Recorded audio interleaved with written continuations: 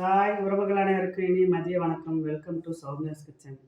இன்னைக்கு வெள்ளிக்கிழமைப்பா. மதிய சாப்பாடு என்னன்னு பார்க்கலாம் வாங்க.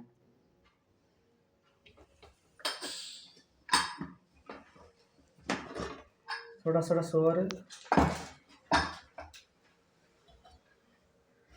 கத்திரிக்காய் கிரேவி, சின்ன வெங்காயம் பூண்டெல்லாம் போட்டு கத்திரிக்காய் கிரேவி,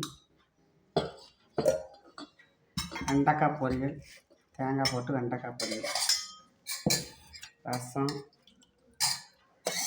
தயிர். சாயந்தரம் சாப்பிட ஈவினிங்க்கு கடலை, அவிச்ச கடலை. இதான்ப்பா எங்கள் வீட்டில் இன்றைக்கி சாப்பாடு. மதிய சாப்பாடு இதான்ப்பா.